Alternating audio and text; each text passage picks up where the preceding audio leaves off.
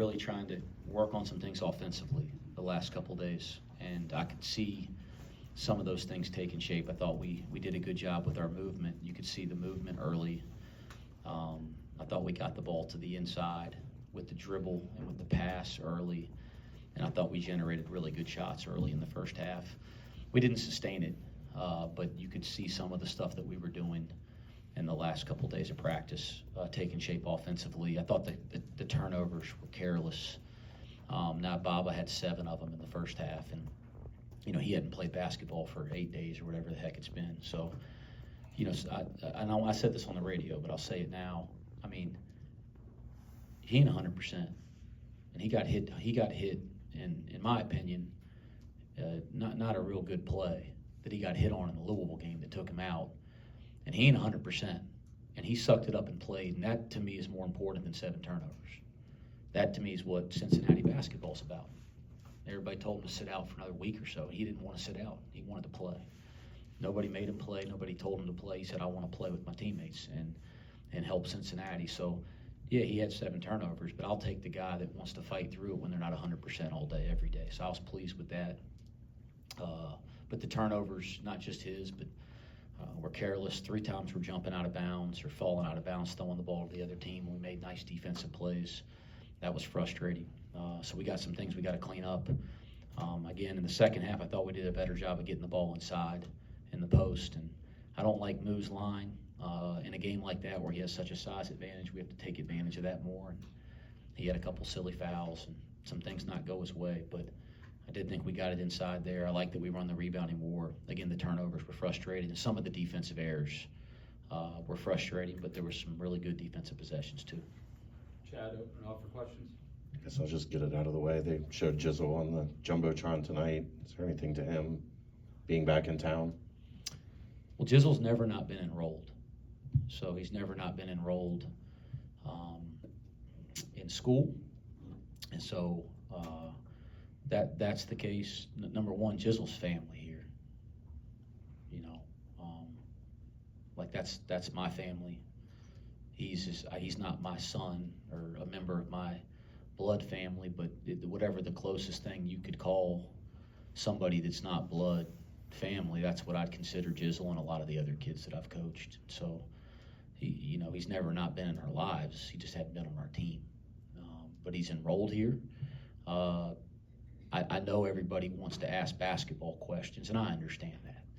But if anybody wants to know he's doing well personally, he's doing great. And that's what I care about and what I'm happy about and what I'm proud of, and I'm glad he's on campus, he's enrolled, he's using our facilities. It's not news because it's been going on for a while, but if somebody spotted him and you guys are asking a fair question, that's what it is. As far as basketball, I don't have any comments about it. There's nothing to talk about or report. There's no story. The story, basketball-wise, is about the guys that are wearing the jersey playing on the court. But on a personal level, because he's family to me, and anybody out there that cares about him, they should know he's doing great, and I'm really proud of that. How'd you feel the team responded following the EMU loss, a day or two to mull it over the holiday and then getting back to work? In some ways, well, in some ways there's some things we have to work on, but in some ways, well.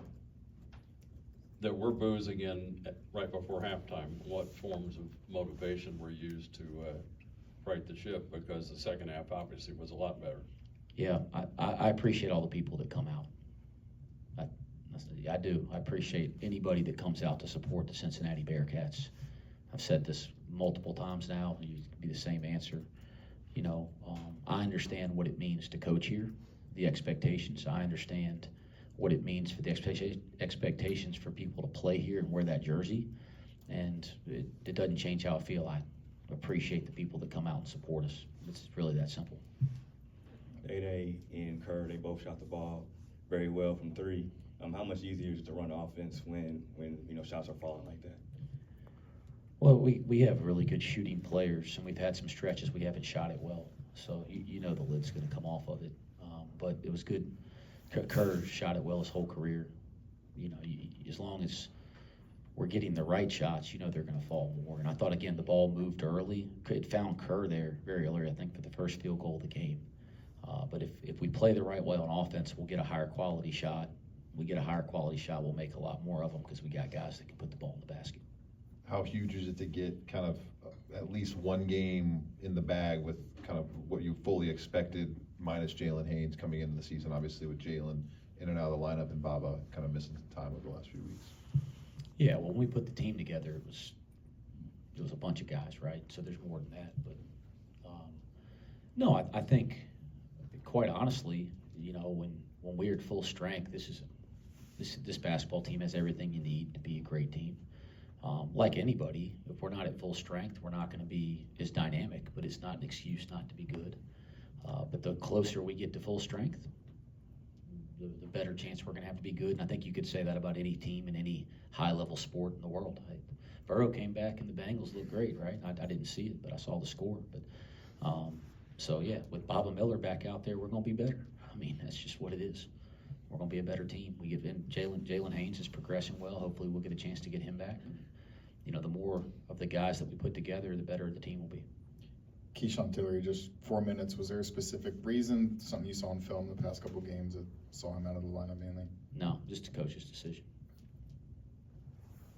Baba just physically moving and overall, like, was it really on the fence for him to play? Like, how much was it him being like, I just want to get back out there, especially coming off a loss? And you mentioned he hasn't missed very much time at all in his career, so it was a different thing for him being out of the lineup in that game. He came out 2 days ago. He did some of the non-contact drills in a limited fashion, but there was no contact, and he looked uncomfortable. So I think certainly 2 days ago I didn't have any expectation he'd play. Yesterday he came out to kind of do the same thing, and then he kind of decided I want to try to do a little more, and he did some limited contact, and one time he transitioned, he got a big dunk, and I think that was a big moment for him because he saw he could be explosive without pain. And so I thought after yesterday's practice there was a chance, but I didn't ask him or wear him out, but I knew that in shoot-around today is when I thought he would play, you know, and I knew it would be a game-time decision. And same thing, Jalen Celestine, who's had a ton of back issues and had the back surgery. You know, he finally put together a couple days of practice the last couple days, moving like himself, and it was really cool to see him play, you know, and fight through some pain and fatigue. So I should give him the same recognition I gave Baba. But we need, those guys are, you know, seniors, players that have played in big games, and we're going to be a better team when they're out there. Jalen Celestine's missed so much practice. Like, he hadn't found his sea legs yet on the basketball court. But I thought tonight you saw the jumper, like he had the rhythm in front of our bench when he caught it. I could tell the way his knees bent. You know, but you know, he's some defensive things. He's a good defensive player. He's just a step late a little bit because he hadn't found his sea legs. Getting out there and putting days of practice together, getting games under his belt, which he's gotten. You know, he started to do that, I thought, starting the Dayton game. He was able to really start to play for the first time in practice. And then we went through Louisville, and I was feeling he was moving in the right direction. Then he had a setback with the back. So it was good to get him out there the last 2 days. He's incredibly important to this year's team. West coaches always look for the way their teams play through adversity. I'm curious, in the last several days of practice, first half tonight, what did you see about or what did you like about the way your team played through adversity? Again, I thought it'd be a little repetitive of an answer, but I thought the things that I liked tonight about the team was the ball movement, the player movement, the commitment to work on some of the things that we'd practiced the last 3 days offensively.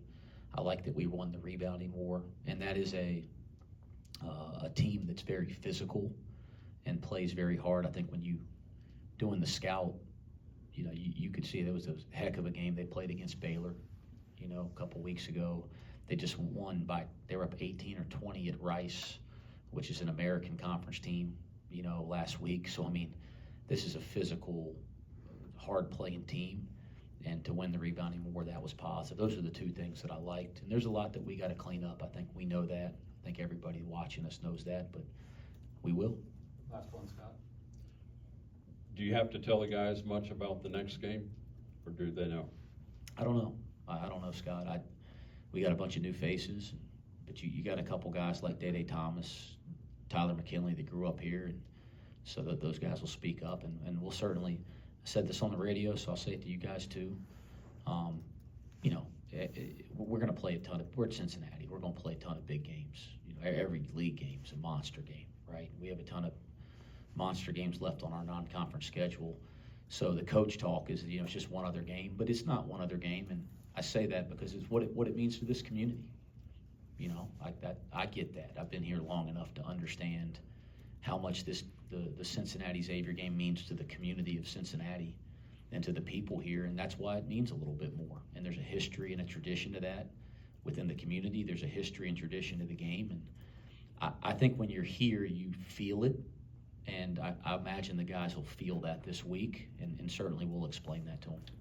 Thanks, Coach. Thanks. Thanks, Wes.